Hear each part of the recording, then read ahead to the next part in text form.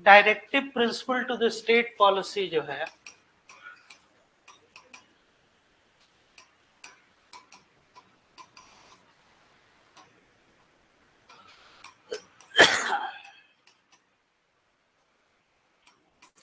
इसके अलावे कुछ और ऐसे डायरेक्टिव्स हैं जो कॉन्स्टिट्यूशन में दिए गए हैं, जैसे कि एक तो आपका चैप्टर 4 हो गया है ना, जो कि आपका फंडामेंटल इन गवर्नेंस है, इसके विषय में आप लोग पढ़े होंगे। इसके अलावा कुछ स्पेशल डायरेक्टिव्स भी हैं जो कि कॉन्स्टिट्यूशन में आपको दिया गया है ना, जो स्टेट को क्या है वो भी फॉलो करना है, जिसमें से कि लास्ट क्लास में हम लोग देखे थे कि ऑफिशियल लैंग्वेजेज वगैरह या उससे संबंधित जो है ये विषय था। तो इसी को आज हम लोग एक टॉपिक के तौर पे इसको आज हम लोग कवर कर देते हैं, क्योंकि उससे भी कुछ कुछ क्वेश्चन जो हैं ये पूछे जाते हैं। और चैप्टर्स में नॉर्मली इसको पढ़ने के क्रम में लोग नहीं पढ़ते हैं, तो नॉर्मली कोई लॉ स्टूडेंट वगैरह है तो वो लोग थोड़ा सा, लेकिन क्वेश्चन इससे जो है एक न्यू पैटर्न में आपको पूछा जा रहा है, तो इसलिए उसको थोड़ा सा लोग कर लीजिए। ठीक है, स्पेशल डायरेक्टिव्स। और ये टेस्ट पेपर है आप लोग का, लास्ट क्लास जो टेस्ट आप लोग दिए हैं, कैसा हुआ था ये टेस्ट दिए थे आप लोग? क्वेश्चन बकवास है, है? क्या है? क्वेश्चन रिलेटिवली टफ है, नहीं बहुत टफ था, बहुत ज्यादा इन डेप्थ ज्यादा था।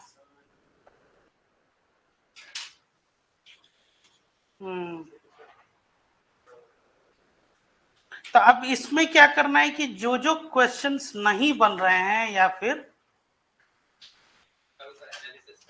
हाँ इसको करवा है?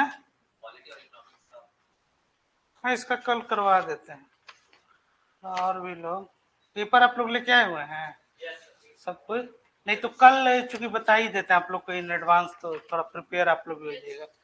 कल जो है नेक्स्ट क्लास में जब भी हो हमारा क्लास इसमें, या फिर कल है क्या मेरी क्लास? कल इसमें 10:45 ना, इसी में ना, तो कल इसको करवा देंगे पहले, ठीक है?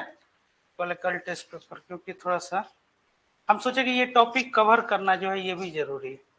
हाँ लिख लीजिए, special directives. Special directives are directive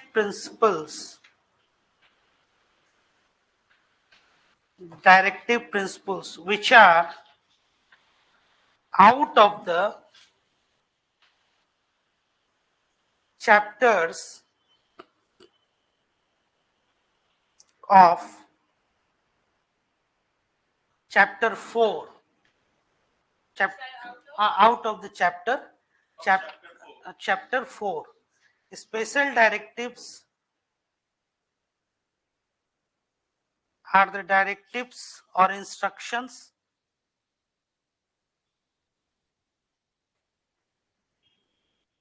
which are mentioned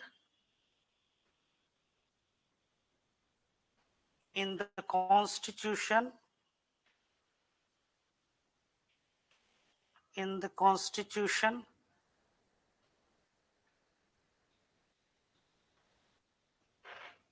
in a separate chapter named after special directives.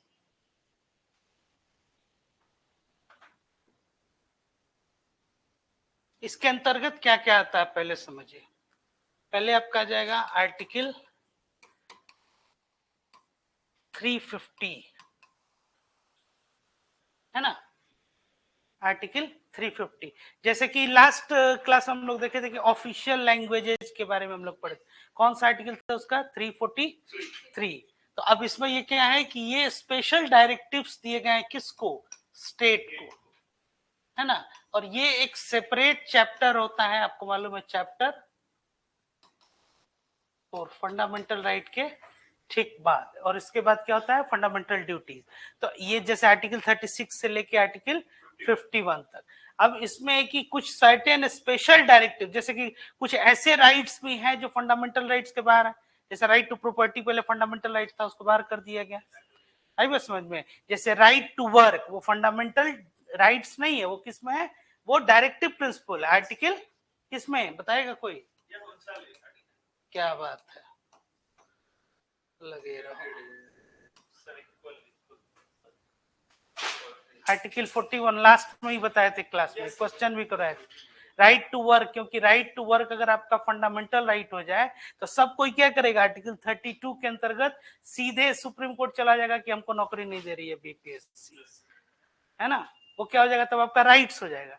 इसीलिए राइट टू वर्क्स को किस में रखा गया, राज्य के नीति निर्देशक तत्वों में, कि अगर मान लीजिए कि नहीं भी काम अगर वो, और उसमें क्या कहेगा, स्टेट अपने इकोनॉमिक कैपेसिटी में कर सकता है, चाहे तो वो सबको नौकरी दे सकता है अगर उसकी क्षमता है तो अब क्या है कि आपके यहाँ जैसे कि सीटें कम है, एप्लीकेंट क्या है, ज्यादा है, इसलिए ना कॉम्पिटिटिव एग्जाम करवाया जाता है। अगर मान लीजिए कि ऐसा हो कि पहले आप सुने होंगे कि पुराने समय में कि जो भी ग्रेजुएशन है उसकी नौकरी लग गई, फिर आया जो फर्स्ट डिवीजन, क्यों, क्योंकि एप्लीकेंट बढ़ेंगे तभी तो कंपटीशन होगा ना। कई एग्जाम में आप देख रहे हो बैंक वगैरह में क्या हो रहा है, या फिर अदर जो आप लोग ये एग्जाम दे रहे हैं, एक प्रीलिम हो रहा है, फिर वो खत्म हो रहा है, फिर उसके बाद एक और हो रहा है, फिर उसके बाद मेंस, वो भी ऑब्जेक्टिव टाइप ही हो रहा है, क्योंकि क्या है, नंबर ऑफ एप्लीकेंट ज्यादा है तो उसको एलिमिनेट करना है। तो वैसे ही इसमें भी कि स्टेट चाहे तो, अब राइट टू वर्क क्या है आपका, एक डायरेक्टिव्स हो गया कि अगर चाहे तो वो बहुत सारे जैसे ऐसे स्टेट्स हैं उसमें जैसे कि आप कॉन्ट्रेक्चुअल जॉब वगैरह जो है उसमें ये कर दिया, जैसे तमिलनाडु हो गया या फिर इवन महाराष्ट्र में, कि अब उसमें क्या है कि अगर जैसे अभी गवर्नमेंट भी एक ला रही है इंटर्नशिप प्रोग्राम करके, क्या है, हाँ, तब उसके तहत जो आप काम सीखिएगा, फिर उसके बाद से आपको कुछ थोड़ा उसमें से कुछ स्कॉलरशिप टाइप या स्टाइपेंड जो आपको एक मिलेगा, एक रिम्यूनरेशन मिलेगा उसमें। उसके बाद आपका काम अच्छा हुआ तो फिर आगे चल के वो परमानेंट में जो है। तो अब ये कब है, ये डेवलपमेंट की, इसीलिए नॉन जस्टिसेबल इसको रखा गया इस नेचर में, directive principle to the state policy को, ठीक है। तो अब इसमें ये आर्टिकल 350 के विषय में लिखिए आप लोग। Language to be used, language to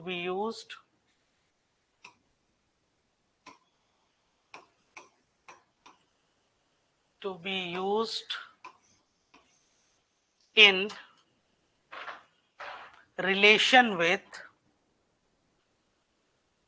representation for redress of grievances, redress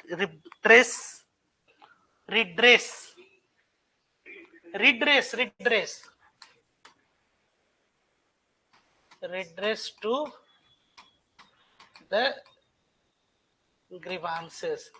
एक रिड्रेस ग्रीवांसल सिस्टम जो है उसको बोला जाता है ग्रीवांस रिड्रेसल सिस्टम। जैसे कंप्लेन आप कोई कर रहे हैं सरकार में, यही कि मान लीजिए कि सड़क पर ट्रैफिक जाम लग रहा है, तो इसके लिए क्या व्यवस्था है, तो ये आपका क्या है, एक ग्रीवांस है। अब एक ग्रीवांस रिड्रेसल सिस्टम ये भी एक बनाने की बात होती है, जैसे कि सिटीजन चार्टर होता है। तो अब है कि स्टेट की ये ड्यूटी है, जो आपके पब्लिक ऑफिसर्स हैं, कि इतने सर्टेन टाइम में उनको क्या करना है, जो भी आपका ग्रीवांसेस है उन ग्रीवांसेस को, ये गवर्नेंस में आप लोग आगे जो है ये पढ़िएगा कि ग्रीवांस आपका एक सर्टेन टाइम में, जैसे कि उसके लिए एक लिमिट है कि आप अगर 14 दिन है या और ज्यादा कॉम्प्लिकेट, इसमें आपको एक इंफॉर्मेशन मिलना ही है। आप अगर मान लीजिए कोई शिकायत पत्र अगर लिख रहे हैं जिला पदाधिकारी महोदय के पास, तो आपको उतना जवाब मिलना ही चाहिए, ठीक है। तो अब इसी में जैसे कि ये डायरेक्ट डेमोक्रेसी के कुछ टूल्स भी होते हैं, जैसे कि प्लेबिसाइट हो गया, राइट टू रिकॉल हो गया, और क्या हो जाता है बताइए, रेफरेंडम, ये सब सुना है, ये सब वर्ड क्या होता है, ये राइट टू रिकॉल क्या होता है?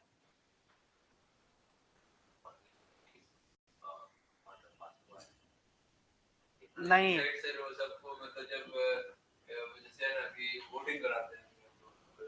एक आम राय जो है ली जाएगी, जैसे कि राइट टू रिकॉल का मतलब है कि आपने जिनको वोट किया वो 5 वर्ष तक जो है वो रहेंगे रिप्रेजेंटेटिव।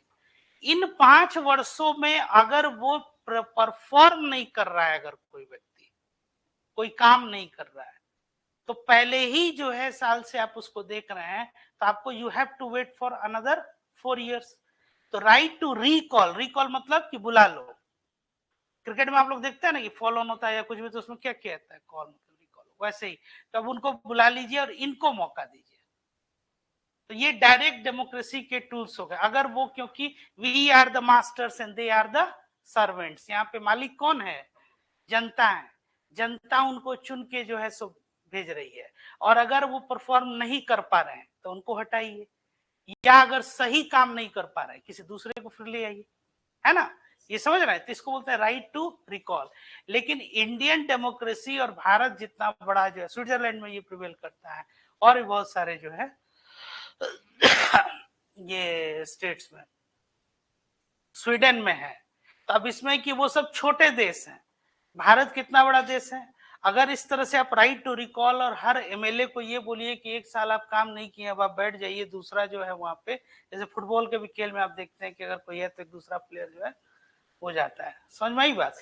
तो अब ये नहीं संभव है, क्योंकि इस तरह से आप देखिएगा तो बहुत ज्यादा, तो अब इसमें है कि थोड़ा थोड़ा किसी स्टेट पे इस तरह से ये क्या किया जाए कि प्रयास किया जाए। तो इसको क्या बोलते हैं, राइट टू रिकॉल। प्लेबिसाइड और रेफरेंडम क्या हो गया, इसमें है कि जैसे कि जो यहाँ के लोकल लोग हैं उनसे क्या ली जाएगी, एक आम राय ली जाएगी, है ना, जैसे कि यही कोई राय लेके और कि कोई कानून बनाया जाए कि नहीं। जैसे कि लोकपाल जो है, लोकपाल जब बना था तो आपको ध्यान में आया होगा कि उसके लिए पब्लिक जो है वो ड्राफ्ट करके ले आई थी, जन लोकपाल पे। आप समझ रहे हैं इस चीज को,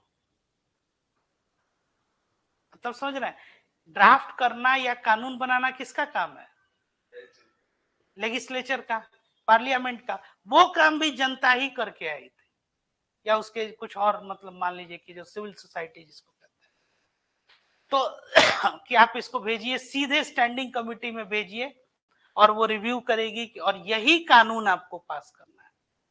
तो उसमें जो ये थे आपके लीडर ऑफ हाउस जो थे, प्रणब मुखर्जी थे, जो बाद में राष्ट्रपति भी बने, तो उन्होंने भी कहा कि देखो ये डेमोक्रेसी की एक तरह से कितनी बड़ी सफलता है कि अब जनता उस जगह पे ये कह रही है कि आप अगर परफॉर्म नहीं कीजिएगा, मतलब कि जो इलेक्टेड रिप्रेजेंटेटिव है उनके ऊपर कितना दबाव है, और पब्लिक ऑफिसर कि आप इतना ही छोड़ दीजिए, हम लोग जो है कानून जो है ड्राफ्ट करके ले आए, आप इसको स्टैंडिंग कमेटी में। तो उन्होंने क्या कहा था कि सेंस ऑफ द हाउस की मतलब उस पर हम लोग देते हैं, और फिर उसके बाद से वो स्टैंडिंग कमेटी में वो भेजे कि चलो इसमें कुछ और मॉडिफिकेशन या जो चेंज करना है तो करना।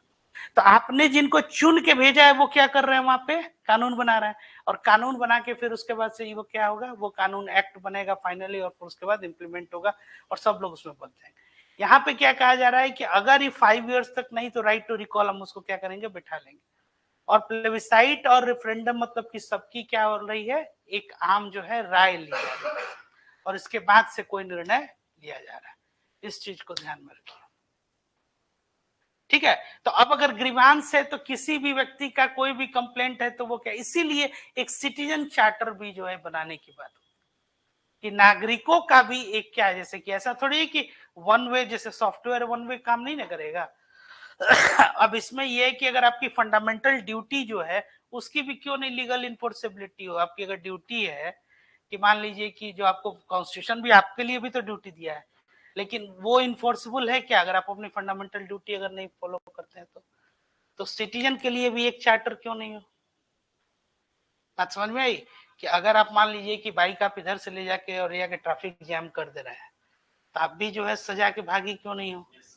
जब आप उनका जब आप चेक एंड बैलेंसेस देख रहे हैं तो ऑन द कॉन्ट्ररी, या जैसे कि आपका वोट देना जो आपका क्या एक राइट है, इस पे भी हुआ कि कंपलसरी वोटिंग, जो लोग नहीं वोट अगर कर रहे हैं या नहीं पार्टिसिपेट कर रहे हैं तो क्यों नहीं उनका जो है सो ये वोटर आईडी जो है।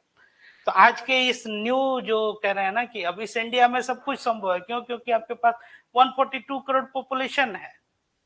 तो हम डायरेक्ट डेमोक्रेसी के टूल्स यहाँ नहीं अप्लाई कर सकते हैं, इस चीज को भी समझिए।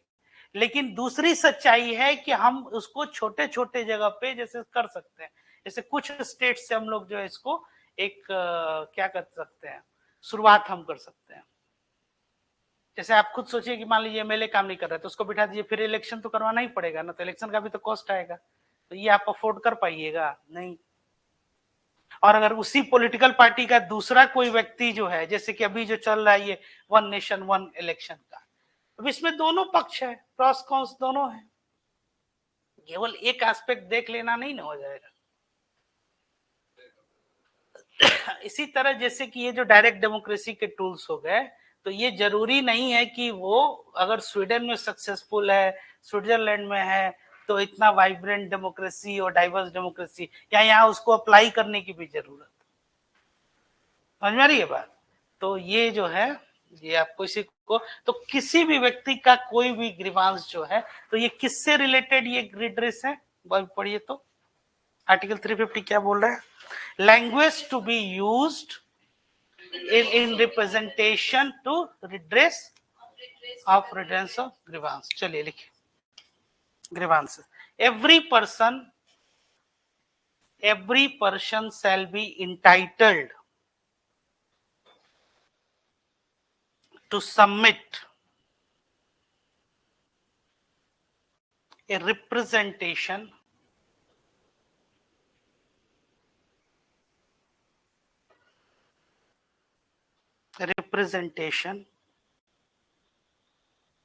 for the redress of any grievance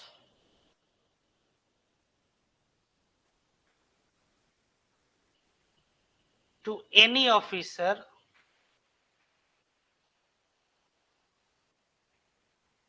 or authority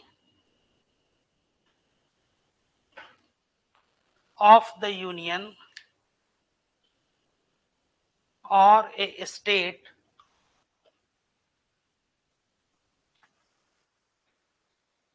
in any of the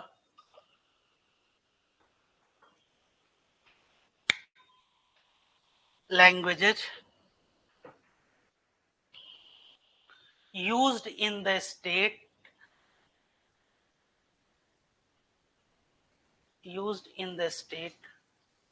or union as the case may be। Full stop. क्या मतलब हुआ, जो ग्रीवांस या जो आप रिड्रेशन के लिए जो लैंग्वेज इस्तेमाल कर रहे हैं अपने रिप्रेजेंटेटिव के अगेंस्ट में, जिनको आप चुन के भेजे हैं, उसके लिए ये क्या है, वही पढ़ रहे, पढ़िए तो इसको।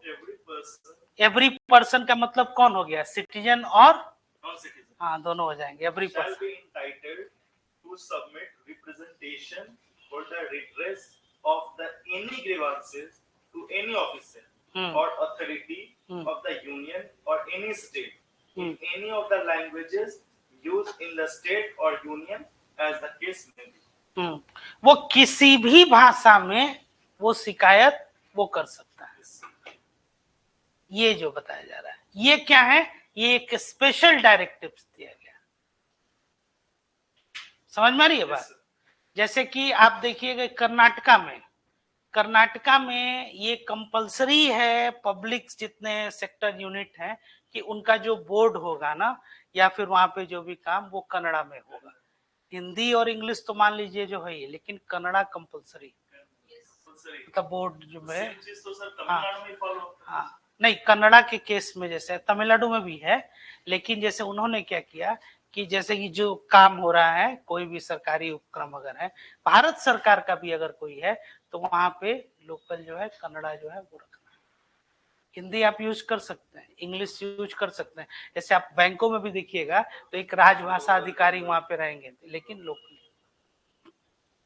अब हम लोग की भाषा क्या है, हिंदी ही है, यूपी की हिंदी है। हिंदी भाषी कितने क्षेत्र हो गए इधर राज्य,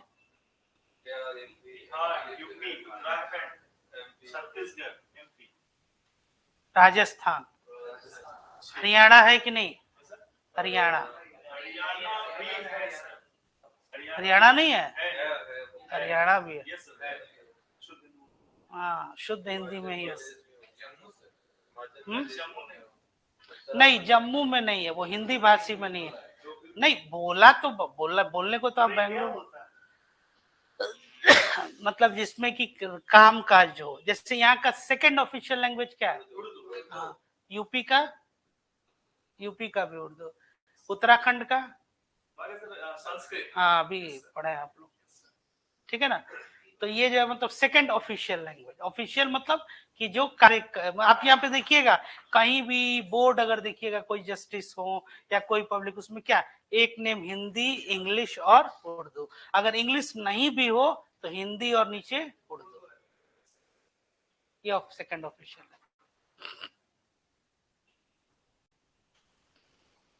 ठीक है, चलिए नेक्स्ट। ये समझ में आ गया। तो अब उस स्टेट की जो भाषा है या यूनियन, उसमें आप क्या कर सकते हैं, अपना ग्रीवांस जो है वो रिड्रेस कर सकते हैं। ये एक डायरेक्टिव्स दिया गया है। दूसरा लिखिए आर्टिकल 351। 350 में ही 350 ए करके एक इंसर्ट किया गया, कैपिटल ए, इसको भी लिख लीजिए लगे हाथ। तब 351 पे चलते हैं। फैसिलिटीज, फैसिलिटीज मतलब सुविधा, सुविधाएं, हाँ वेरी गुड। हाँ प्लूरल है ना, फैसिलिटीज।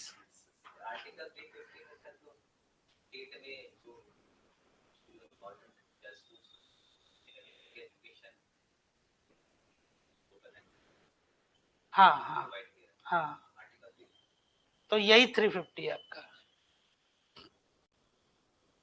कि languages to be used in representatives, और क्या है उसका, रिड्रेस द ग्रीवेंसेस। चलिए लिखिए फैसिलिटीज ऑफ इंस्ट्रक्शन।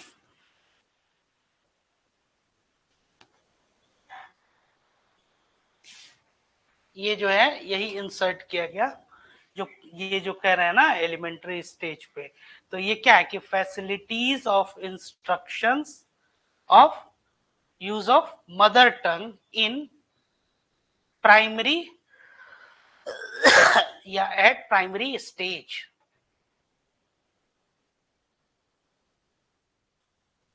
जैसे आप लोग का जब फॉर्म बीपीएससी का भरिएगा ना, तो उसमें पूछेगा मीडियम ऑफ इंस्ट्रक्शंस, मतलब वही कि आपका मीडियम क्या है, इंस्ट्रक्शंस मतलब अनुदेश।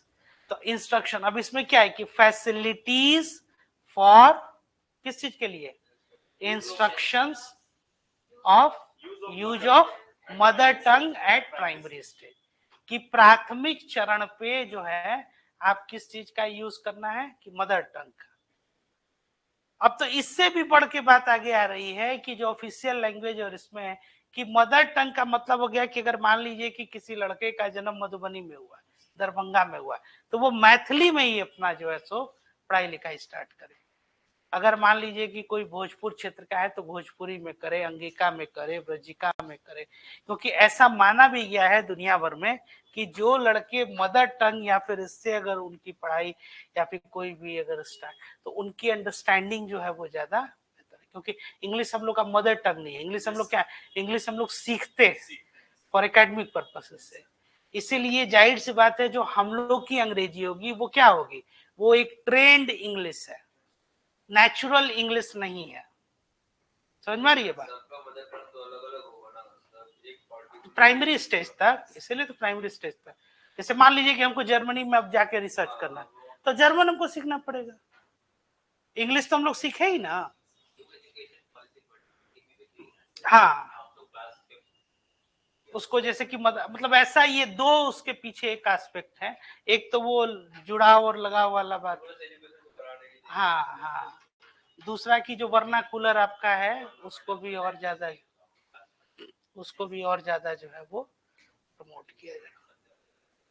ऐसा भी इंग्लिश जितना भी सीख ले, जो अपने लैंग्वेज में बात करने में मजा है, जो फीलिंग्स समझ में आती है, तो इंग्लिश में कहाँ नहीं है। देखिए इंग्लिश आप बहुत अच्छी अंग्रेजी लिख लेंगे, बोल लेंगे ये सब, लेकिन अगर आपको जोक्स क्रैक करना है, कुछ अगर चुटकुला अगर सुन के अगर कुछ हंसी है, तो इंग्लिश में हम जोक सुनाए, हंसी आएगी नहीं आएगी, लगेगा नहीं सर।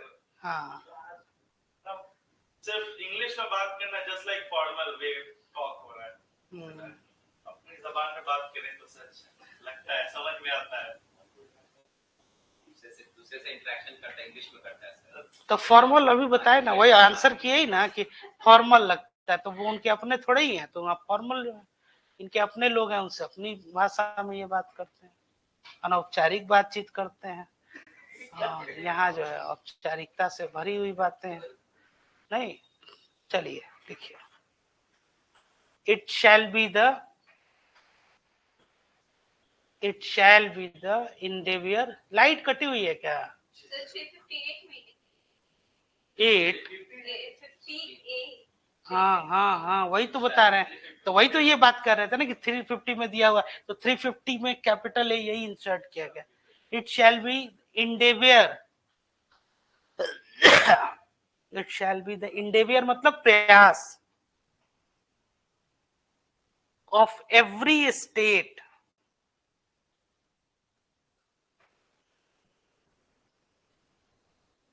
अंडरलाइन कीजिएगा, and of every local authority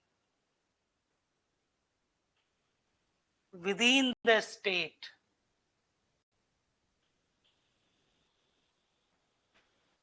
to provide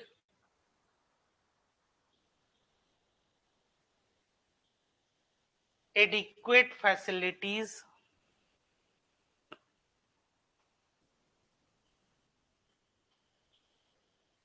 for instruction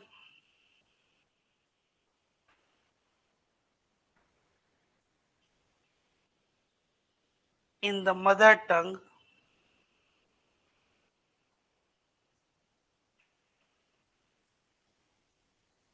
at the primary stage of education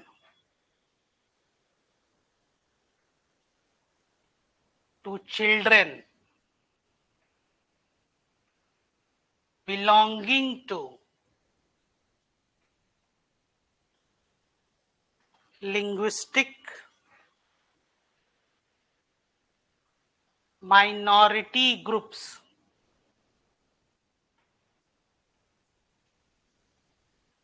and the president underline कीजिए, may issue such directions to any state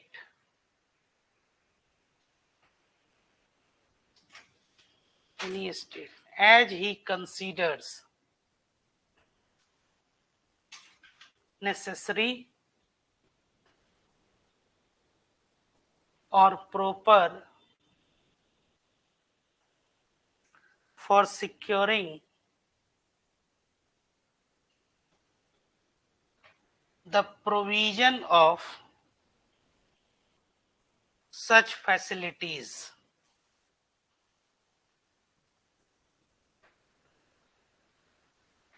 क्या मतलब हुआ?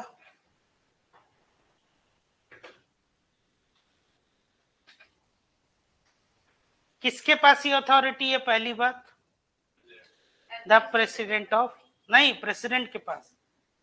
और ये क्या कर रहा है कि हर स्टेट और यूनियन जो है वो क्या करेगा? प्रयास करेगा। किस चीज के लिए?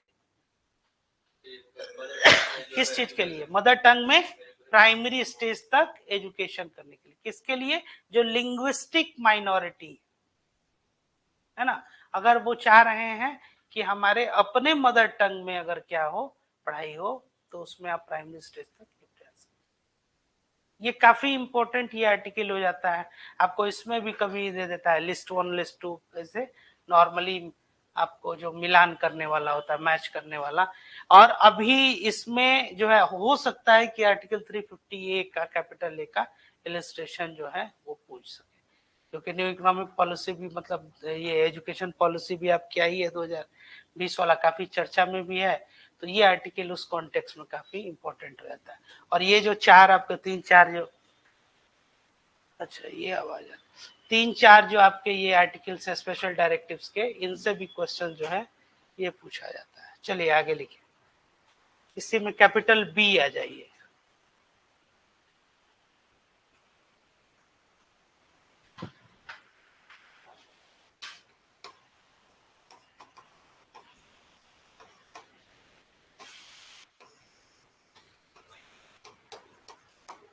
स्पेशल ऑफिसर फॉर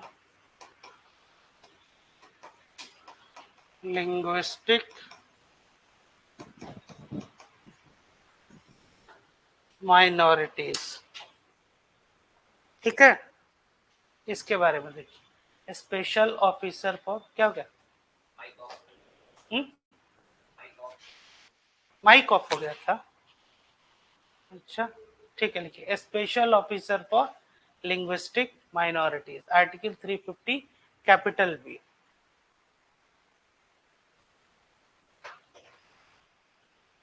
लिखिए according to article 350 capital B,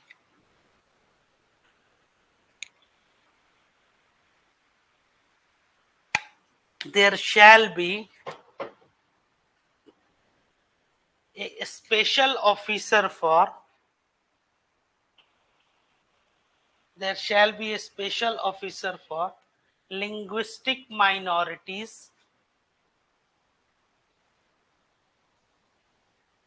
linguistic minorities to be appointed by, to be appointed by the president, by the president। Clear हो गया? हाँ आ रहा है आवाज। अब ये जो है लिंग्विस्टिक माइनॉरिटीज के जो स्पेशल ऑफिसर हैं,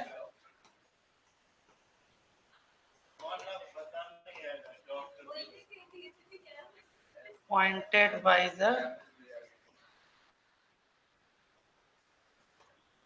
the president। क्या हो गया बताइए? कौन था सर ऑफ कर दिया?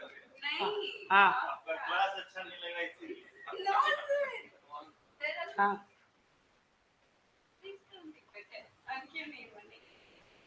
चलिए, अब ये क्या इसमें बताया जा रहा है, इसको समझिए। एक स्पेशल ऑफिसर होगा लिंग्विस्टिक माइनॉरिटी। अब इस चीज को समझिए, क्या नहीं, लैंग्वेज पहले पढ़ो आप। There shall be, there shall be a special officer for linguistic minorities हाँ। to be appointed by the president। तो अब ये there shall be appointed by the president होगा, तो अब ये कॉन्स्टिट्यूशनल बॉडी हो गया।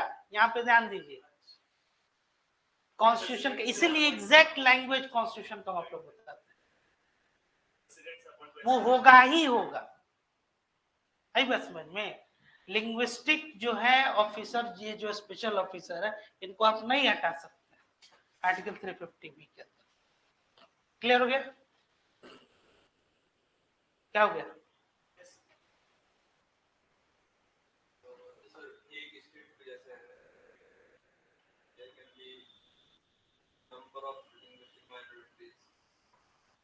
हाँ तो वहां पे होगा लिंग्विस्टिक स्पेशल ऑफिसर होगा।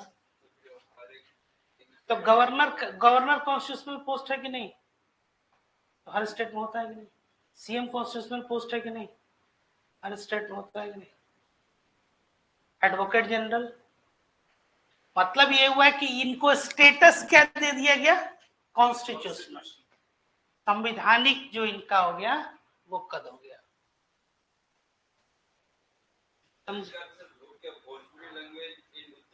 भोजपुरी नहीं, भोजपुरी समझिए, भोजपुरी आपका इसमें नहीं है, ये जो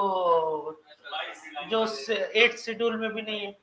एक बोलिए, ये कहा जा रहा है कि एक वो क्षेत्र की बात हो रही है, स्टेट, जैसे झारखंड में खोरठा बोलने वाले लोग हैं, वहां पे स्क्रिप्ट जो है कई जगह से ओल्ड चिकी स्क्रिप्ट है, और भी बहुत सारा जो है, मतलब चूंकि ट्राइब्स है वहां पे, तो कई वहां पे भाषा है, कई कल्चर है, उसको प्रोटेक्ट करने के लिए। और दूसरी बात है कि अगर वो लिंग्विस्टिक माइनॉरिटी है तो उसी केस में जो है उस स्क्रिप्ट को, उस लैंग्वेज को प्रोटेक्ट करने के लिए तो एक स्पेशल ऑफिसर। और ये अपॉइंट कौन किए जाएंगे? प्रेसिडेंट में, चाहे वो स्टेट में भी रह रहा है, लेकिन अपॉइंट कौन करेगा? प्रेसिडेंट।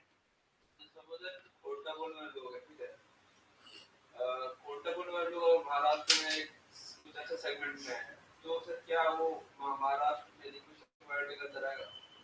तो अब जैसे हम मान लीजिए कि चले गए जर्मनी में, और वहां पे हमारे पीछे पीछे जो है 10 परिवार और बिहार के आ गए। तो अब वहां जो है वो स्टेटस वो हमको देगा तब ना, ये भी तो चीज है ना। तो अब महाराष्ट्र जो है वो एक स्टेट है, अब उस स्टेट में आप जो है वो क्या प्रवासी के तौर पे वहां पे गए, प्रवासी के, हाँ over the period of time अगर मान लीजिए कि डेमोक्रेटिक सेटअप में जैसे कि दिल्ली वगैरह में भी अब आप देख रहे होंगे कि ये मतलब जो बिहार के लोग हैं उन लोगों की क्या हो गई ये संख्या ज्यादा, ऑफिशियल हॉलीडे अब मिलता है छठ जो पूजा हो रहा है। हाँ पहले यूपी में भी नहीं मिलता था, आपका बगल स्टेट जो यूपी में भी इधर 90s के बाद 2000 स्टार्ट हुआ। तो धीरे धीरे क्या हुआ कि ये तो डेमोक्रेसी अगर है तो उसमें क्या है कि मान लीजिए कि वहां पे वो लोग अगर उनकी संख्या बढ़ रही है फिर उसके बाद वो क्या अपना डिमांड एक रखें, प्रेसिडेंट अकेले कर रहा है तो फिर एक कर दिया तो हो ही गया ना, हाँ हाँ हाँ स्टेट लेवल पर नहीं, कल होके और डिमांड, एक तरफ गवर्नमेंट क्या कह रही है कि मिनिमम गवर्नमेंट मैक्सिमम गवर्नेंस, दूसरी तरफ अपने नए इंस्टीट्यूशन बढ़ाते जाइए, ये भी तो कॉन्ट्राडिक्टरी है ना। एक कॉन्स्टिट्यूशनल पोस्ट, एक अगर आपका अगर कोई ऐसे समझिए कि जो ऑफिसर लोग होते हैं उनके साथ कितने स्टाफ और होंगे, कितने असिस्टेंट्स, कितने और ज्यादा, तो ऐसा आप एक इंस्टीट्यूशन स्टेब्लिश कर रहे हैं किसी स्टेट में। गवर्नर साहब की गाड़ी जब चलती है तो उनके साथ कितने लोग होते हैं, काफिला रहता है, राजभवन आप लोग देख ही रहे हैं यहाँ से वहां तक तो इतना जो है, तो अब इसका कॉस्ट इस सबका जो है बियर करना, सबको सैलरी देना होगा, फिर उसके बाद से रिम्यूनरेशन, ये पैसा कहां से आएगा, टैक्स पेयर। एक तरफ जो है गवर्नेंस कम करने की बात हो रही है फिर नया इंस्टीट्यूशन में, इसलिए हर स्टेट में उस तरह से जो है बनाना। अब लैंग्वेज देखिएगा तो हर वो कहते भी हैं कि हर दो जो है 100 किलोमीटर पे क्या है कि हम लोग हाँ ये हम लोग की वाणी जो है वो बदलती रहती है। अब सब लोग डिमांड करने लगे, इसीलिए भारत जैसा जो देश है, जो डाइवर्स देश है, इसके साथ सबसे बड़ी एक ये जो है जो ताकत है, यही हमारी सबसे बड़ी क्या हो जाती है, समस्या भी हो जाती है व्हेन इट कम्स टू, सब लोग अपनी अपनी आइडेंटिटी लिए हुए हैं, सब लोग डिमांड करने लगे कि भाई हमारा एक अलग एक स्टेट दे दो, मिथिलांचल, कोई कहे कि हमारा सीमांचल दे दो, कोई कहे कि हमारा भोजपुर दे दो, कोई कहे, तो छोड़िए आप यूपी इधर झारखंड राजस्थान हरियाणा, आपका बिहारी इसमें इतनी विविधता है, एक तो पहले ही चला गया बिहार, देखिए कहां से स्टार्ट और कहां से कहां तक था, अगर आप थोड़ा ज्यादा नहीं, हम सिर्फ आपको यही कोई 100 ईयर्स पीछे ले जा रहा है, 100 ईयर्स या 120 ईयर्स आप पीछे जाइए, तो जो आंध्र प्रदेश आपका स्टार्ट होता था, मतलब जो आप ऐसे समझिए विशाखापट्टनम या वहां तक आपका बिहार था, उड़ीसा भी तो हमारा ही हिस्सा था, तो उड़ीसा का नीचे वाला पार्ट आपका तो टच होता ही है, वो जो गंजाम पलासा वाला इलाका आपका आंध्र प्रदेश से, इधर बंगाल जो था मिला ही हुआ था, बांग्लादेश, हाँ वो तो हाँ एक दोनों जो पार्टीशन ऑफ बंगाल हुआ तो एक वो अलग हो गया आपका बांग्लादेश, तो पश्चिम बंगाल आ गया, पश्चिम बंगाल और ये 1912 में ये अलग हो गया, उड़ीसा 36 में अलग हो गया, झारखंड 2000 में अलग हो गया, तो आप देखिए बिहार कितना बड़ा था। तो जो मगध एम्पायर जो पढ़ते भी थे आप लोग हिस्ट्री में, ये तो मगध एम्पायर छोड़िए तो बहुत पुरानी बात, हम 100 साल पुरानी बात आपको बता रहे हैं, वहां तक था बिहार। अब करते करते करते करते अब एकदम जो है वो डाउन हो गया। 2 डिस्ट्रिक्ट और सब बनाने को बिहार है, बांका, जमुई, नहीं डिस्ट्रिक्ट अगर आप अगर उसका उस तरह से अगर आप बनाना शुरू कीजिएगा ना, डिस्ट्रिक्ट बहुत सारे बन जाएंगे, प्रस्तावित हाँ उनने हाँ तो बन जाएगा, क्योंकि यही अगर पॉपुलेशन वाइज आप देखिएगा तो अभी और बहुत डिस्ट्रिक्ट बनने लगे, और डिस्ट्रिक्ट आपके ऐसे ऐसे हैं इतना पॉपुलेशन की, जो मेरी अपनी अंडरस्टैंडिंग है उसमें एक डीएम के का पोस्ट भी नहीं होना चाहिए, कम से कम एटलीस्ट 2 डिस्ट्रिक्ट मजिस्ट्रेट बैठने चाहिए, 2 या 3 भी।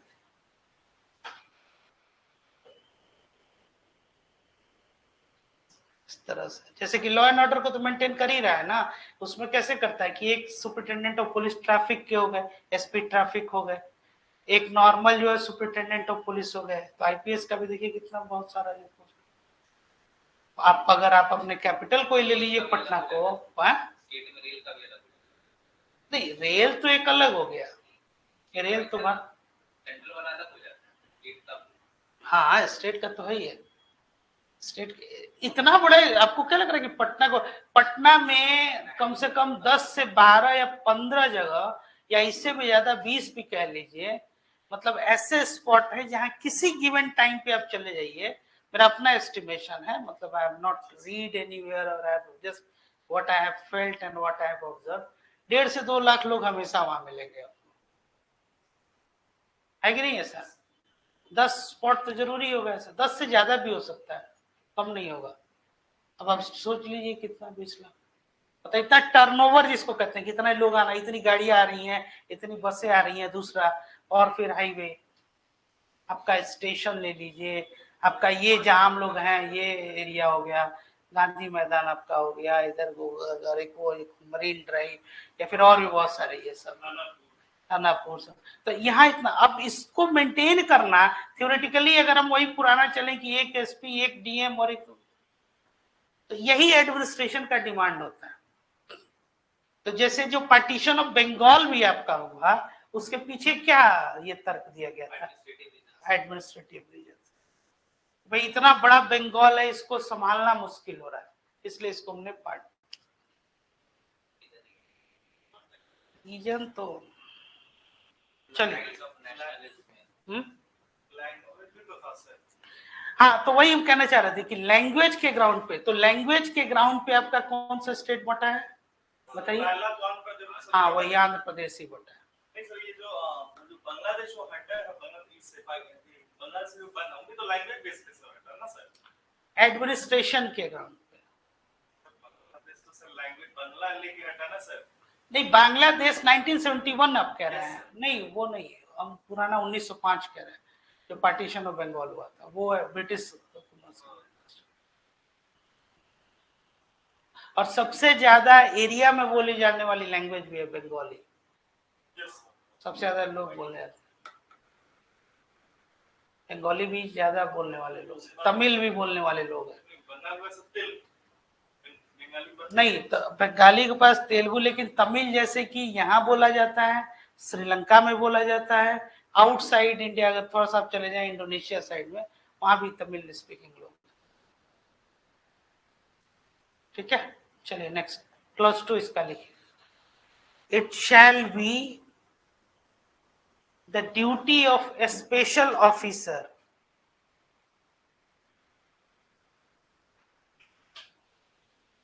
to investigate all matters relating to the safeguards provided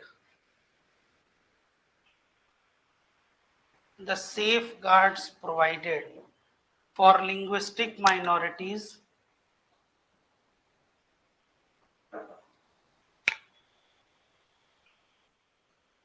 under this constitution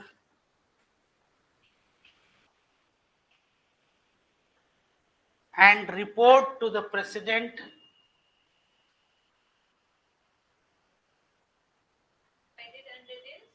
and report to the president upon those matters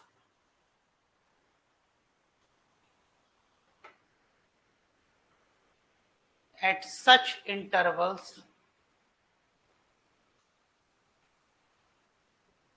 as the president may direct.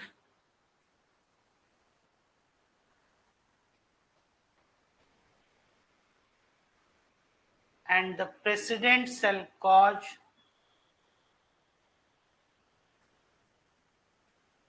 all such reports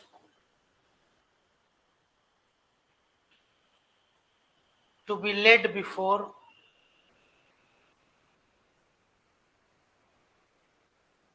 each House of Parliament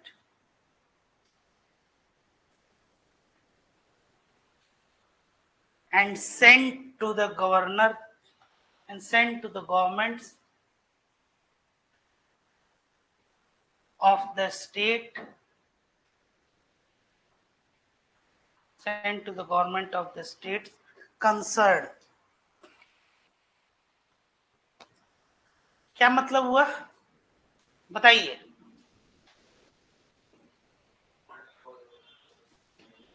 ये duty होगी उनकी, it shall be the duty.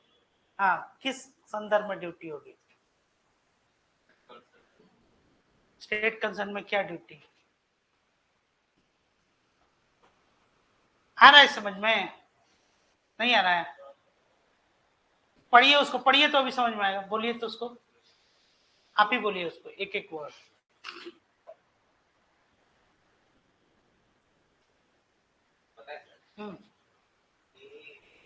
जो भी special officer जो appoint किया गया था linguistic minority के केसेस पे का ये वर्क हो उसका मतलब कर्तव्य होगा कि लिंग्विस्टिक माइनॉरिटी से जितने जो भी मैटर आता है उसको प्रेसिडेंट के पास उसका रिपोर्ट भेजे या पार्लियामेंट के किसी भी हाउस में रिपोर्ट को पेश करे और इससे संबंधित जो भी मतलब राज्य में कंसर्न हो।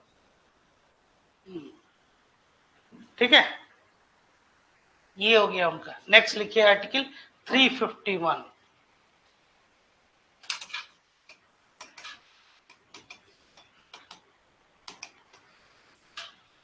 तो ये थोड़ा सा बचा हुआ पार्ट था आपके कॉन्स्टिट्यूशन का, वो भी आप लोग का कंप्लीट हो जाएगा। आर्टिकल 351 जो बोलता है आपका, वो ये बोलता है डायरेक्टिव, क्या लिखा, हाँ, डायरेक्टिव इन रिलेशन फॉर, ये स्पेशल डायरेक्टिव्स दिया गया, development of Hindi language.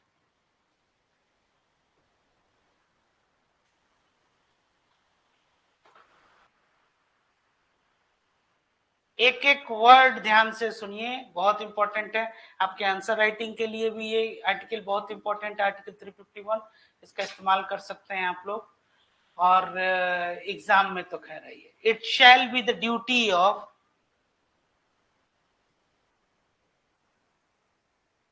The union, union मतलब केंद्र सरकार, हाँ union, to promote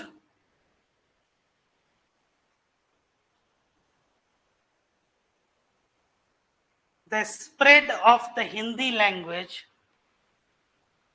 the spread of the Hindi language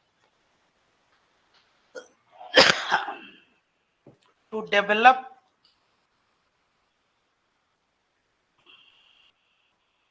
it so that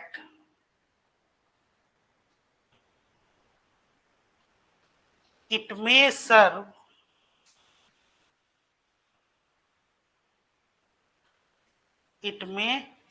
as a medium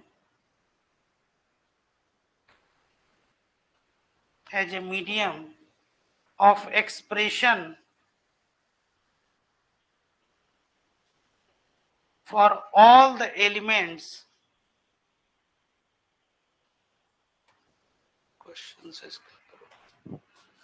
for all the elements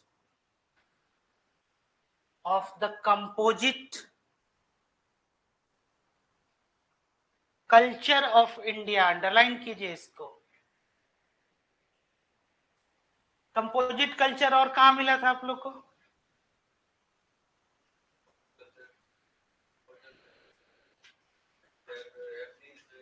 कहाँ? हाँ हाँ, वेरी गुड, कंपोजिट कल्चर। और कहाँ है? यहाँ, composite culture of India, underline कीजिएगा। And to secure its enrichment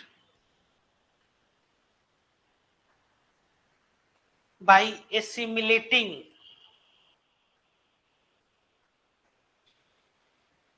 without interfering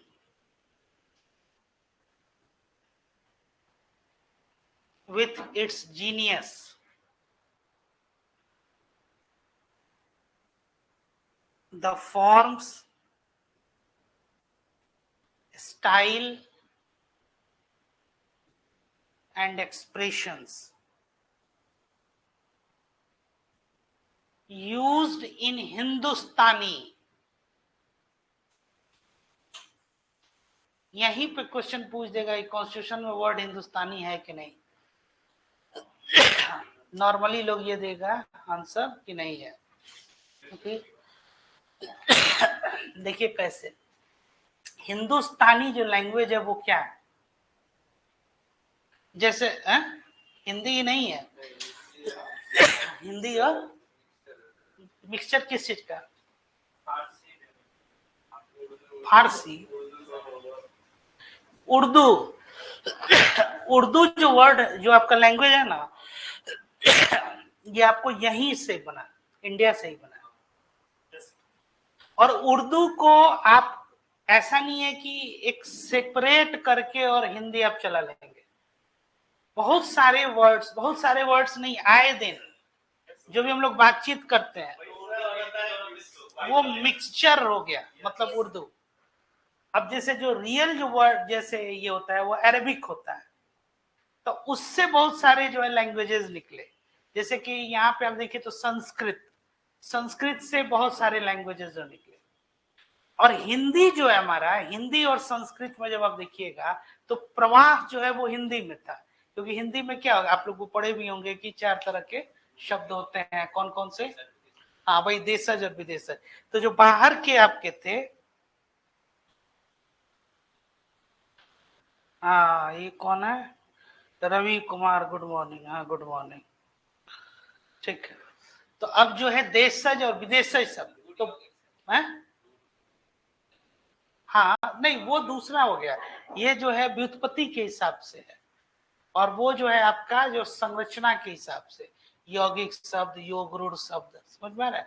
तो इसमें क्या था, तत्सम तद्भव देशज विदेशज. तो जो ऐसे शब्द आ गए जो कि जैसे कि आप ये स्टेशन वर्ड यूज करते हैं, या ये सारे शब्द जो है ये, ऐसे ही उर्दू के बहुत सारे शब्द जो है वो आपके. तो उर्दू भी जो आपका बना क्या, वो रियल मिक्सचर बना. जैसे कुछ फारसी के शब्द आ गए, कुछ अरबिक के वर्ड आ गए, कुछ यहाँ पे. तो उर्दू यही का जो है क्या है, व्युत्पत्ति है. मतलब इसे और इनको मिला के जो language, that is called your Hindustani, जो हम सब लोग बोलते हैं. न शुद्ध हिंदी बोलते हैं, न शुद्ध इंग्लिश बोलते हैं, न शुद्ध उर्दू भी नहीं बोलते हैं. हाँ, कोशिश कर सकते हैं. और शुद्ध बोलने का मतलब नहीं है, क्योंकि जो हम लोग बोल रहे हैं सबका जो मिक्सचर, उसकी वही शुद्धता है. हाँ, अब कौन किस अनुपात में मिला हुआ है, आपके दानिशमंदी से हम बहुत मुतासिर हुए. हाँ तो वो ये उर्दू वगैरह सब के भाई जो भी हम बात करते हैं वो सब ठीक है. हैं? हाँ बाकी सब जो अपना, और जो आपका प्राइमरी स्टेज पे हम लोग पढ़े वो क्या था, प्राइमरी स्टेज पे जैसे आपका एक कोई स्पेशल स्क्रिप्ट है, जैसे मान लीजिए कोई मैथिली लेंगे तो वो एक क्या हो गया बोले तो, हाँ मदर टंग हो गया. तो ये सब मिक्सचर हो गया. अब जो दक्षिण भारत का जो व्यक्ति होगा वो हिंदी कैसे सीखा होगा. जैसे आंध्र प्रदेश में ये तो 10th तक कंपलसरी, वो बुक से सीखा है. हम लोग अंग्रेजी कैसे सीखे, किताब से सीखे. और जो इंग्लैंड का व्यक्ति है वो अंग्रेजी कैसे सीखेगा, बाय बर्थ उसका लैंग्वेज है. तो इसीलिए कि वो जो नेचुरल जिसको कहते हैं ना कि जो देसीकरण, तो वो क्या है. इसीलिए जब शुद्ध लिखने की बात आएगी तो आपकी जो है ये चांसेस हैं कि आप ज्यादा बेहतर अंग्रेजी लिखिएगा, क्योंकि आपने किताब और ग्रामर और कुछ सीखा. ये चीज ध्यान में रखिएगा, क्योंकि आप अगर अंग्रेजी बोल रहे हैं तो कैसे बोल रहे हैं, हिंदी में सोच रहे हैं, उसका इंग्लिश ट्रांसलेशन कर रहे हैं और फिर आप बोल रहे हैं. तो ट्रांसलेशन आप जैसे ही दिमाग में आया तो present simple, present imperfect, perfect, इसके साथ है तो भीतरी लगेगा, ये सब सोच के और फिर उसके बाद आप बोल रहे हैं. तो आप जो है सही बोलिए, ग्रामेटिकली सही करेक्ट बोलिए. हाँ, आई हैव राइट बोल दीजिएगा, तो नहीं आई हैव रिटन होना चाहिए. आई हैव वर्ड है, ध्यान में तुरंत दिमाग बोलेगा कि वहां पे भीतरी होना चाहिए. एम है तो आईएनजी लगना चाहिए, ये सब आता है ना। इसीलिए बोलने के पहले लोग 20 बार सोचता है कि बोलेंगे तो कहीं गलत इंग्लिश नहीं बोल दें। वहां जो है सो नहीं, इज आर गोइंग, वो बोलते बोलते जैसे बच्चा कैसे सीखता है ऑटोमेटिक जो है। हिंदी लैंग्वेज में दिक्कत हुआ, बहुत दिक्कत हुआ, अभी भी हो रहा है। हम लोग हिंदी में नहीं, हम लोग क्या करना, हम लोग का अपना अपना जो लोकल लैंग्वेज है ना, उससे हम लोग सीखे। और हिंदी आज भी नेचुरलाइज करने में, जो सही हिंदी जो आप लोग लिखते हैं एग्जाम में, वो बहुत कठिन है। उससे ज्यादा आसान है इंग्लिश सीख लेना, शब्द भंडार। हाँ, क्योंकि अब प्रयोग में नहीं है। जैसे आपका सर्वांगीण विकास हो गया, हाँ, अब देखिए ओवरऑल डेवलपमेंट कौन समझना आसान है, तो सर्वांगीण विकास हो गया, हाँ, सर्वोन्मुखी, सतत विकास। अब तो खैर अब सीख गए लोग बहुत कुछ उससे, हैं?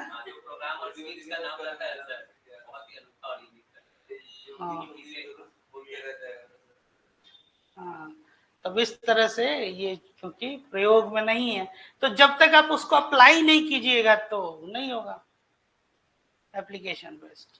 तो लैंग्वेज के आधार पे एक बहुत बड़ा, तो इसलिए भाषा में भी विविधता है अपने यहाँ।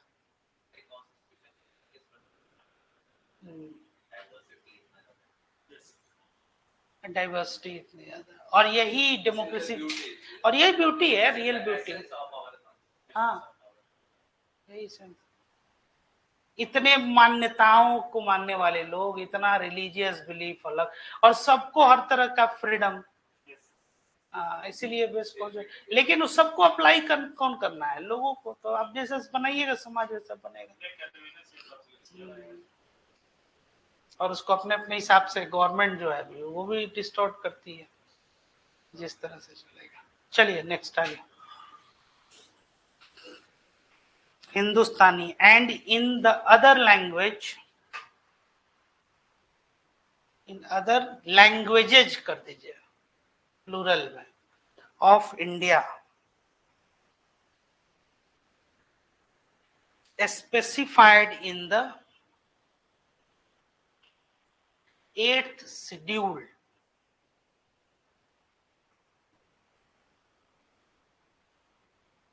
and by drawing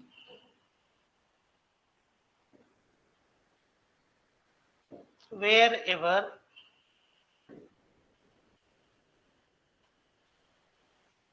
necessary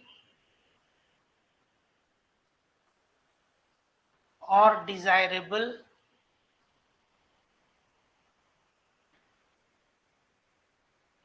for its vocabulary, primarily on Sanskrit and secondarily on Sanskrit and secondarily on other languages.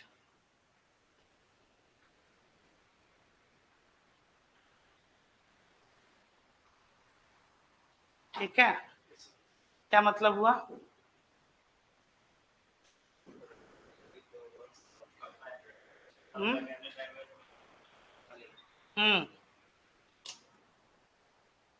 मतलब कि ये आपके कुछ डायरेक्टिव्स जो हैं ये दिए गए हैं, ठीक है।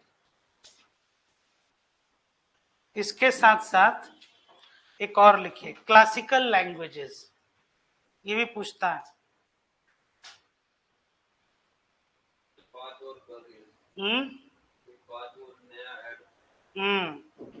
3 अक्टूबर 2024 को फाइनल जो है, लिखिए, the government of India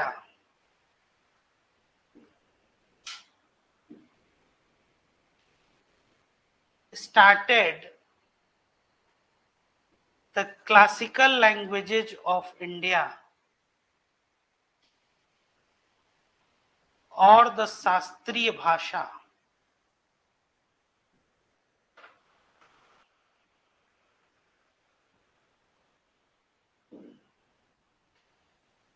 is an umbrella term. Umbrella मतलब मैं सबको collectively एक तरह से जो है is an umbrella term for the languages of India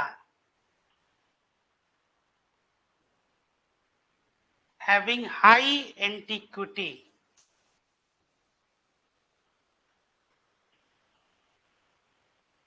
High antiquity and valuable original and distinct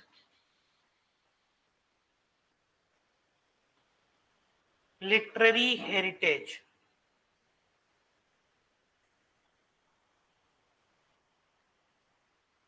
The government of India declared in 2004, the government of India declared in 2004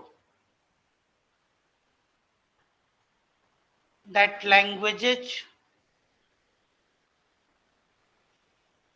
that met certain strict criteria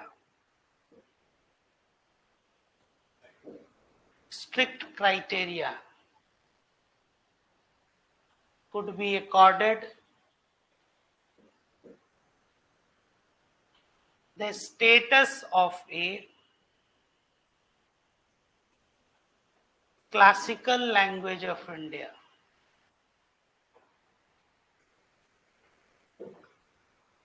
ठीक है? It was instituted by the Ministry of Culture. किस मंत्रालय के द्वारा? ध्यान दीजिएगा, classical language में क्या वर्ड है यूज किया जा रहा? Ministry of culture. Official language किसका हो जाता है? किसके अंतर्गत आता है? Home ministry.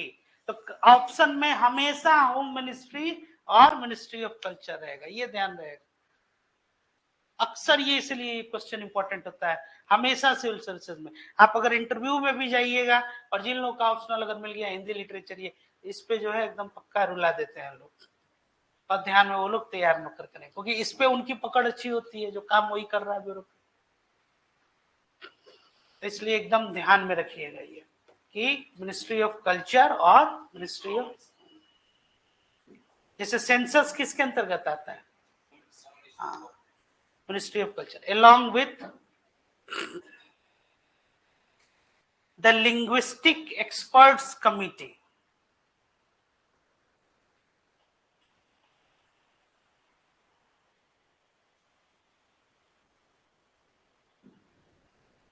The committee was constituted by, कौन सी कमेटी? यही linguistic expert committee. The committee was constituted by the government of India to consider demands for the, छूट गया क्या आपका? छूट गया, कहाँ छूटा?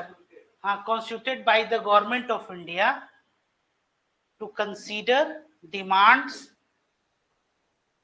for the categorization of languages as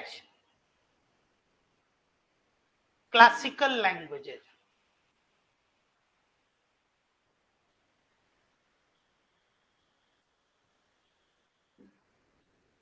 In 2004, Tamil became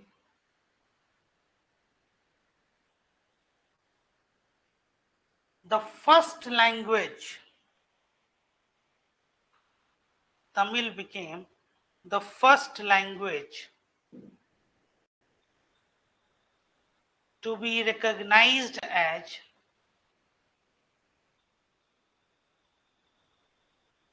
classical language of India.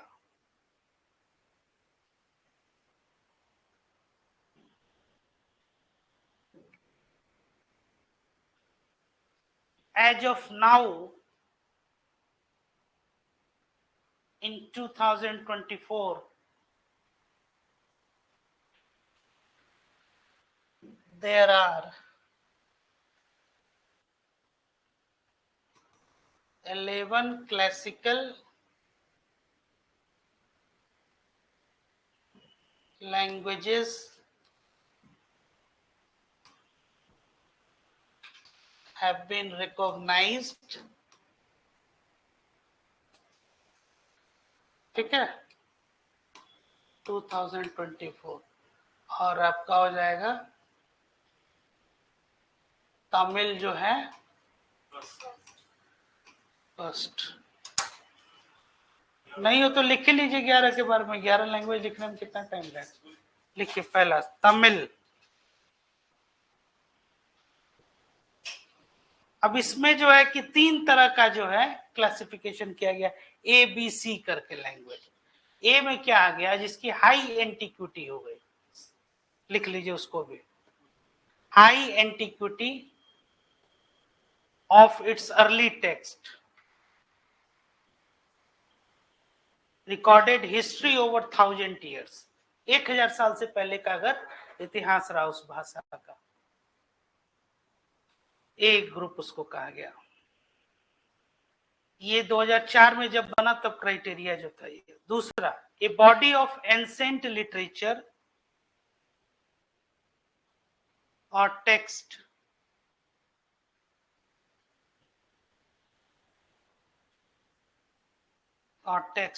which is considered a heritage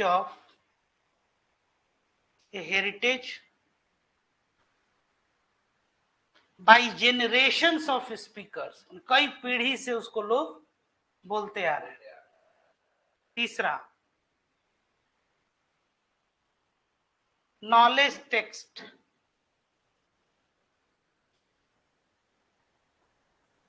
specially prose text, PROSE। Prose और poetry जानते हैं आप लोग? गद्य पद्य। हाँ, prose text in addition to poetry, prose text in addition to poetry, epigraphical and inscriptional evidence। ये पूछता है कि क्या क्राइटेरिया है क्लासिकल लैंग्वेज होने का। तो एक तो है कि 1000 से ऊपर, मतलब तकरीबन 1500 से 2000 भी और पीछे चले जाइए। दूसरा कि काफी पुराना है, और सबसे पहला तमिल को दिया गया, और उसमें क्या है कि टेक्स्ट उसके जो बोलने वाले काफी जो है वो मतलब कई पीढ़ी से उसके जो बोलने वाले हैं स्पीकर। तीसरा क्या है कि प्रोज में टेक्स्ट हो, गद्य मतलब वो उसमें हो, अपार्ट फ्रॉम पोएट्री हो रही है। नेक्स्ट लास्ट लिखिए, the classical languages and literature could be distinct from its current form or could be discontinuous with later forms of its offshoots। हाँ, later form of its offshoot। Distinct from its current forms or could be discontinuous, हाँ, later form of its offshoot। मतलब कि जो original जो language है ना वो क्या है, थोड़ा सा वो चेंज हो गया है, उसमें एक डिसकंटिन्यूटी जो है वो आ जाएगी। वो क्या है, क्योंकि धीरे धीरे जब आप आगे, तो आप उसमें लिख लीजिए। अब 11 जो लैंग्वेज है, पहला तमिल, हाँ मतलब 1 2 3 4 11 पे लिख के लेते हैं, ऑप्शन में कहीं पूछता है। तमिल, संस्कृत, कन्नड़ा, तेलुगु, मलयालम, मतलब साउथ के चारों हो गए, और संस्कृत, मलयालम, ओडिया,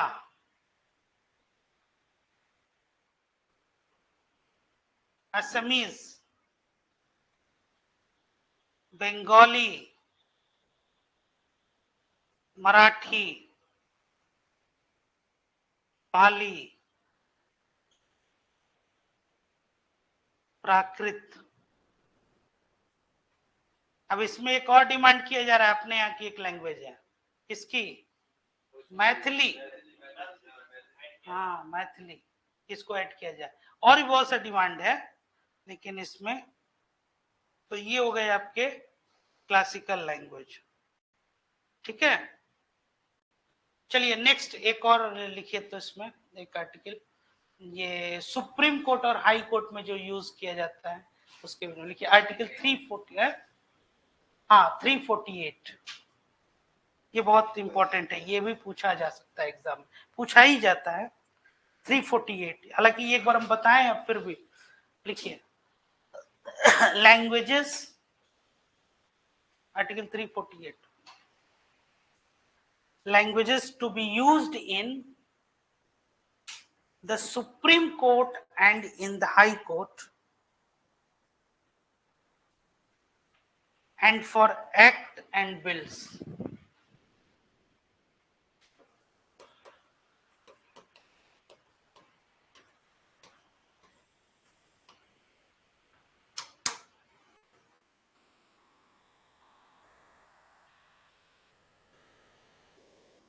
ठीक है,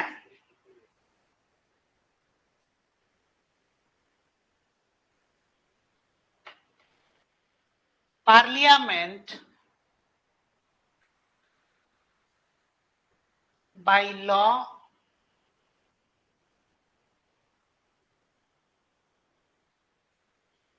पार्लियामेंट के पहले लिखिए until the parliament by law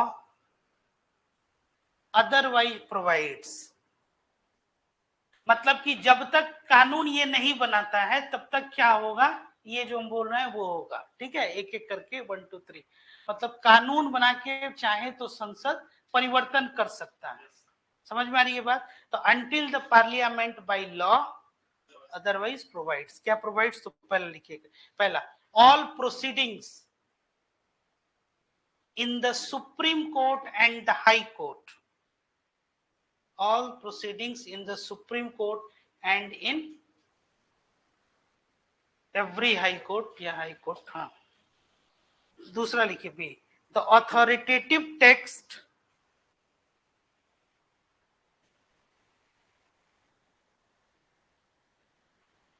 ABCD करके उसमें 1 2 लिख दीजिएगा। द अथॉरिटेटिव टेक्स्ट पहला ऑफ ऑल बिल्स, बिल्स क्या होता है, वही बिल जो इंट्रोड्यूस होता है हाउस में, ऑल बिल्स इंट्रोड्यूस्ड और amendments thereto to be moved in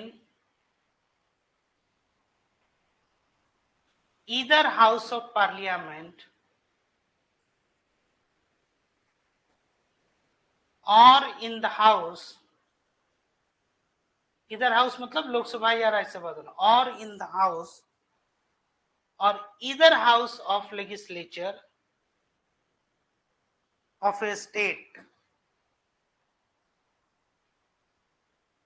दूसरा लिखिए इसमें, इसमें नहीं है, यहाँ प्रेस पेज पे आई है, पेज बचाने का चक्कर मत पड़िएगा, नहीं तो आधा उधर उधर हो जाएगा, तो उससे गड़बड़ हो जाएगा, पता ही नहीं चलेगा कि क्लासिकल लैंग्वेज का लिख दिए कि इधर का लिख दिए, इसीलिए सेपरेट ये आर्टिकल है, सेपरेट उसको लिखिए। दूसरा of all acts passed by, यही आदत हम में भी थी जब हम लिखते थे, तो थोड़ा पेज बचा लिए, थोड़ा 2 लाइन इधर, उससे कुछ बहुत ज्यादा नहीं है। एग्जाम में भी अगर थोड़ा भी अगर बचे ना तो नेक्स्ट पेज से ही आंसर स्टार्ट कीजिएगा। इसकी आदत जब लग जाती है तो ये होता है कि जब आप ओरिजिनल एग्जाम में भी बैठे होते हैं और वहां चूंकि एग्जामिनर को बहुत सारी कॉपी असाइन करने, तो मार्क्स वो कहाँ देगा, या ये वहां आप ये भूल जाते हैं कि भाई इसका पेमेंट तो हम दे चुके हैं, कॉपी हम और ज्यादा भी यूज करते हैं। यहाँ ठीक है कि यहाँ तो समझ में आ रहा है कि भाई मित्र व्ययिता अच्छी चीज है, कि भाई मेरा ही नहीं है कि क्यों नहीं, बिल्कुल है। हाँ, जो कि मैथ्स में बहुत ज्यादा पेज लगता है, तो थोड़ा इधर लिख लो, थोड़ा उधर, और बाद में कॉपी में यही नहीं पता चलेगा, अभी तो नहीं लेकिन बाद कि ये किस कॉन्टेक्स्ट में लिखे, यहाँ तो लिखे फॉर्मूला ऊपर, यहाँ कॉर्नर में क्यों लिखे। हाँ चलिए बाद में उठा लीजिएगा, उसका पोजीशन जो है। ठीक है। All acts passed by the parliament or the legislature of a state and of all ordinance, legislature of the state, parliament हो, state legislature हो, and all ordinances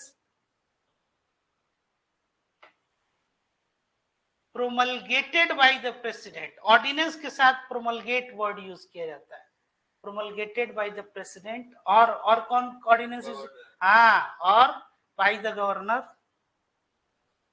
of a state। तीसरा, फर्स्ट हो गया, second हो गया, third, of all orders, जो order आदेश दिए जाते हैं, regulations and bylaws issued under this constitution। This constitution मतलब कौन सा, हाँ यही जो अभी present constitution, or under any law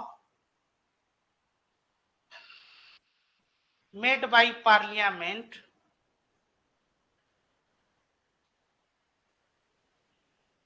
और the legislature of a state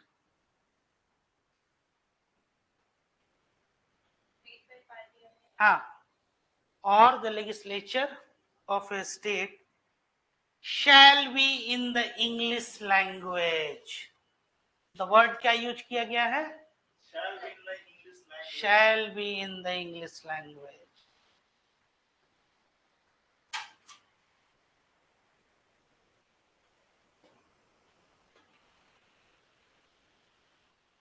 छोड़ो कल की बातें, कल की बात पुरानी, ठीक है। हाँ यही है, मतलब कि ये लिख ही रहा है कॉन्स्टिट्यूशन आर्टिकल 348 में कि जितना भी ऑर्डर आपको ये पास किया जा रहा है, रूल्स रेगुलेशन बिल जितना आप इशू कर रहे हैं पार्लियामेंट में या सुप्रीम कोर्ट हाई कोर्ट के जो ऑर्डर हैं वो किस में होंगे, इंग्लिश लैंग्वेज। वो होगा ही अंग्रेजी में। उसके बाद से और चेंजेज आया, जैसे कि हाई कोर्ट में जो बहस हो रही है तो अब लोग हिंदी में जो उसमें बोल रहे हैं, लेकिन बहुत सारे ऐसे मतलब जजेस लोग भी हैं जैसे कि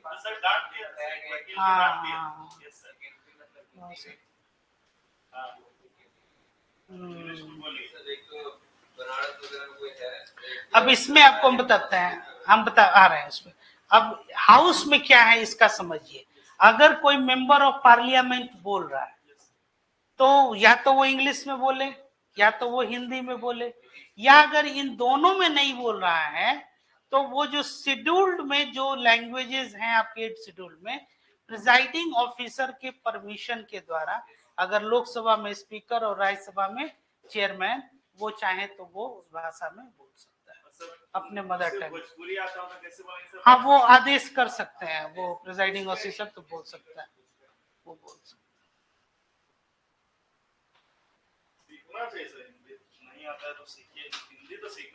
मतलब अब उसको जैसे कि राजभाषा के तौर पे ऑफिशियल लैंग्वेज जो है ये, अब यहाँ पे आप कह रहे हैं कि हिंदी सीखिए। दूसरा ये क्या यहाँ से आप डिड्यूस कोई करेगा कि भाई सुप्रीम कोर्ट हाई कोर्ट या जो भी जो टॉप ऑफ द जो आपका यहाँ पे जो टॉप कॉन्स्टिट्यूशनल पोस्ट है, आप हिंदी अगर नहीं भी जान रहे, अगर आपकी अंग्रेजी अच्छी है तो तभी तो इतना इंटरनेशनल ग्लोबल स्कूल और ये इंग्लिश मीडियम में पढ़ाई जो है। इंग्लिश क्यों प्रिवेल कर गया even in this examination civil services, what do you think? जो प्राइमरी जो अभी स्टडी मटेरियल है, जो क्वालिटी एजुकेशन या जो आप लोगों को जो क्लासेस भी पढ़ाया जाएगा ना, तो बेहतर इंग्लिश है। हिंदी में हम ये नहीं कह रहे हैं कि हम कोई आपको चुनौती दे रहे हैं कि नहीं हिंदी में रिजल्ट ही नहीं हो, नहीं ऐसी बात नहीं है।